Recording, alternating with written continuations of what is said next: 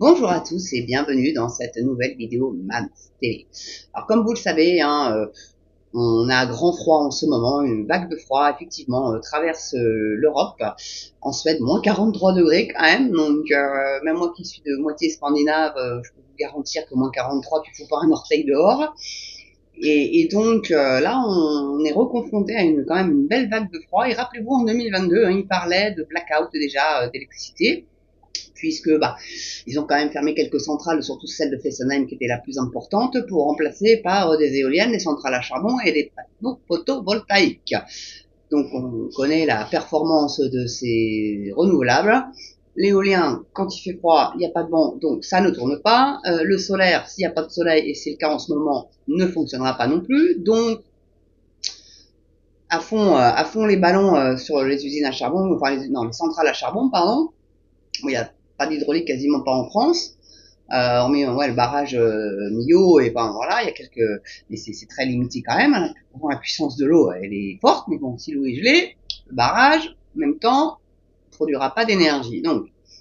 Donc là, je voulais faire une petite piqûre de rappel quand même, parce que même si l'article date de 2022, il est possible qu'il soit encore d'actualité avec du délestage, et vous n'êtes pas sans savoir que peut-être que vous êtes sans savoir d'ailleurs, on ne sait pas, dans le Puy-de-Dôme, il y a, je crois, 500 personnes, donc 500 logements, qui vont tester le délestage un petit peu de leur puissance électrique, donc ils vont être réduits en électricité. Donc s'ils veulent se faire à bouffer, ils pourront pas avoir le radiateur en même temps, et inversement. S'ils veulent les radiateurs, ils pourront pas faire tourner le lave-linge, etc. Donc juste une ampoule en plus et c'est tout, quoi. Donc ils seront très probablement entre 5 et 6 K, donc ce qui est vraiment pas grand-chose, alors que la puissance normale, elle est de 9. Hein.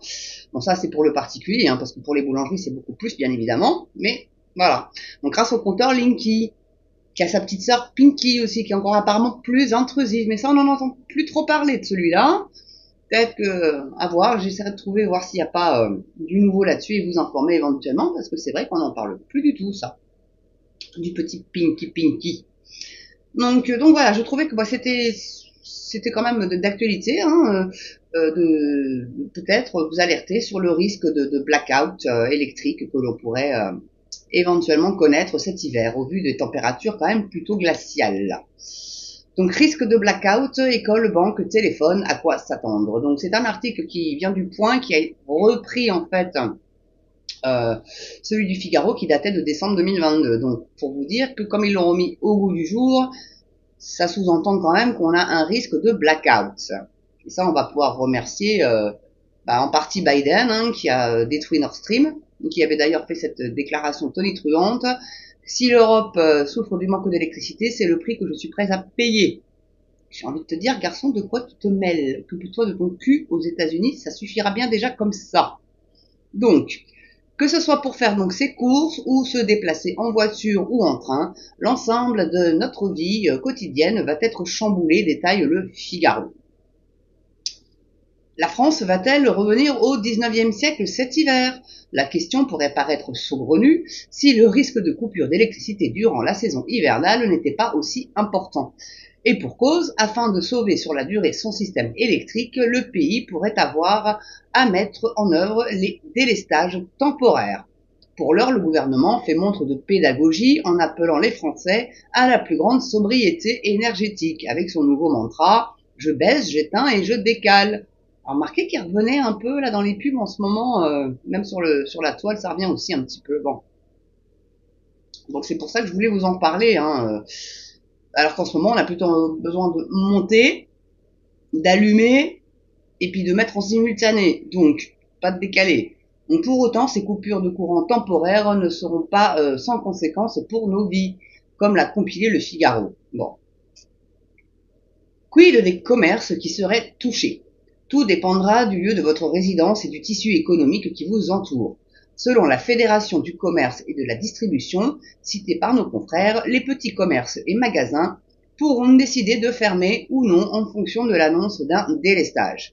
En revanche, les grandes structures disposent de groupes électrogènes et pourraient traverser les blackouts pardon.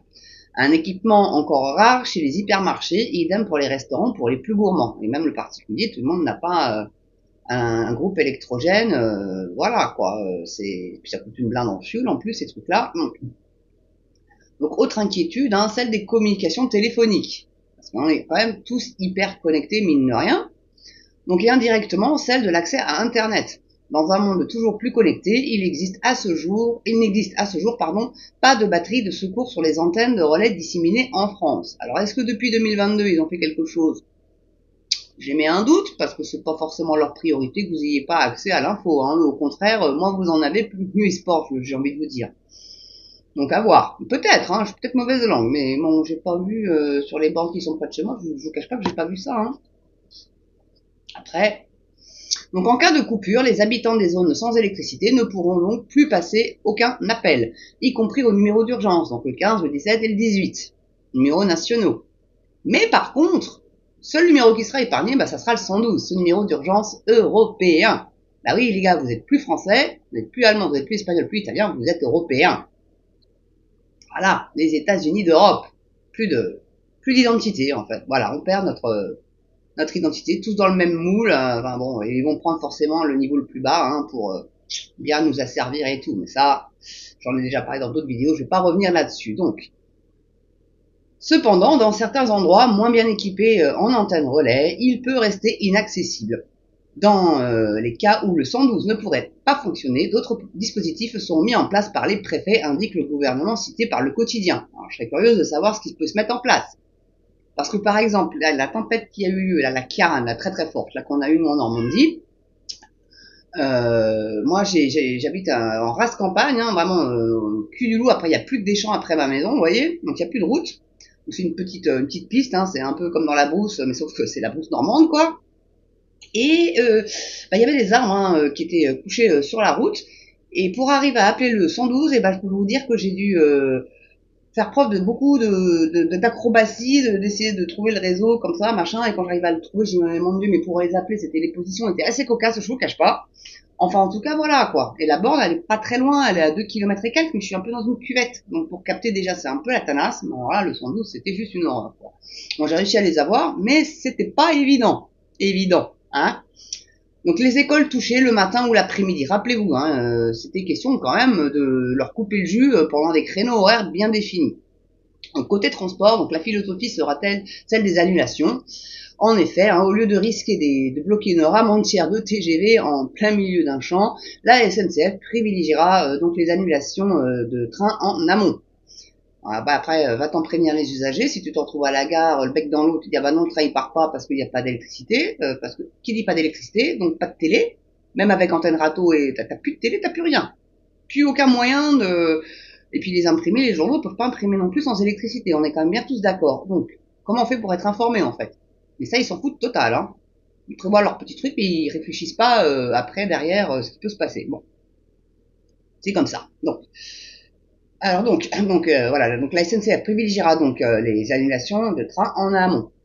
Les coupures d'électricité devant être annoncées dès la veille, peu d'impact assure-t-on à la RATP qui, elle, étant alimentée en circuit fermé. En revanche, prudence si vous êtes au volant et que vous traversez une zone où l'électricité est coupée, parce que oui, les feux rouges, les lampadaires, tout ça, ça sera bien évidemment coupé. Voilà, et ça sera pas épargné par les coupures organisées, bien évidemment parce que c'était organisé, hein. C'est pas... Donc jusqu'à la fin du mois de décembre, toutefois, il ne devrait pas y avoir de blackout. En revanche, le ministère de l'Éducation s'y prépare pour les journées suivantes. Oui, bonjour le chat, désolé, faut toujours qu'elle vienne quand je fais une vidéo, c'est terrible. Bon. Donc pour les journées suivant la rentrée de janvier. Pour rappel, 3 créneaux de coupure sont prévus, donc de 8h à 10h le matin, de 10h à 13h, et après de 18h à 20h. Bon là celle-là pour les écoles c'est pas surtout les primaires, mais même les encore que si les collèges et lycées des fois t'as cours ou t'as perme, ça dépend. Et puis ceux qui sont en internat ils sont un petit peu dans la merde.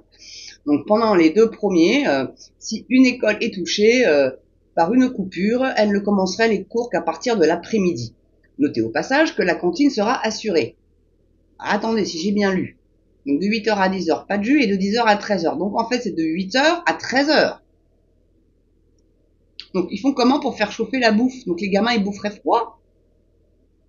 Parce que j'ai bien lu quand même de 8h à 10h et de 10h à 13h.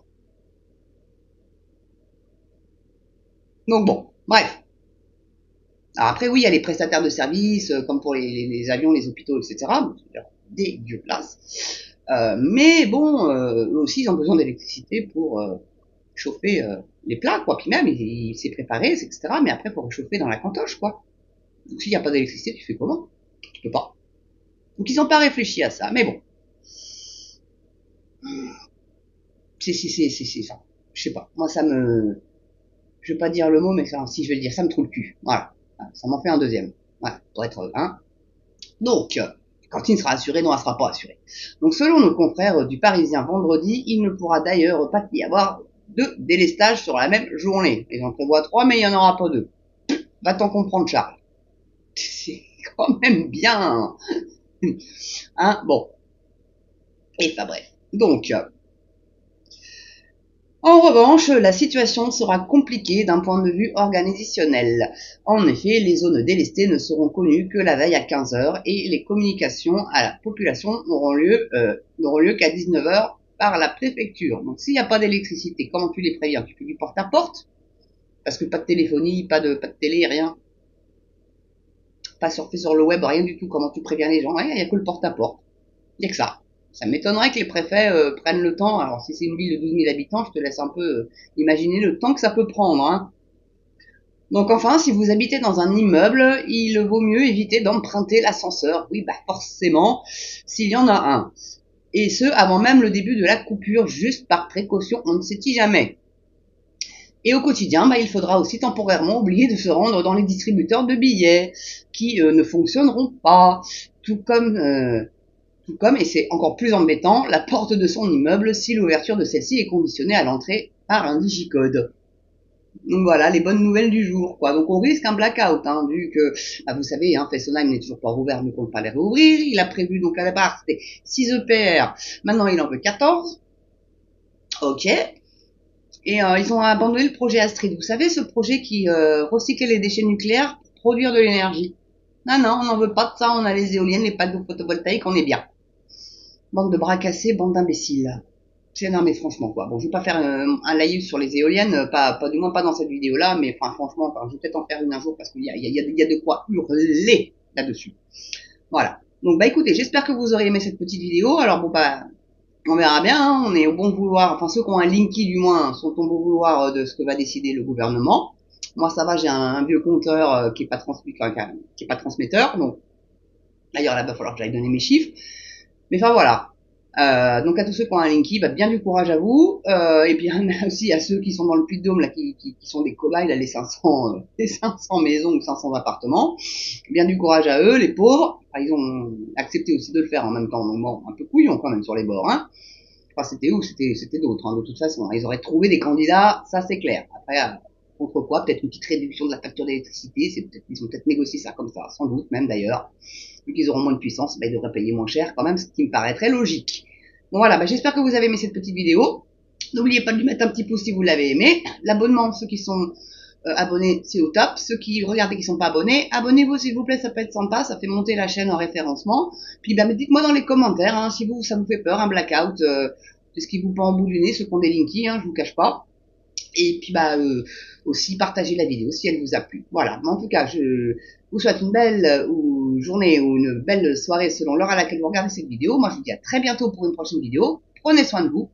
À ciao sur Même Télé.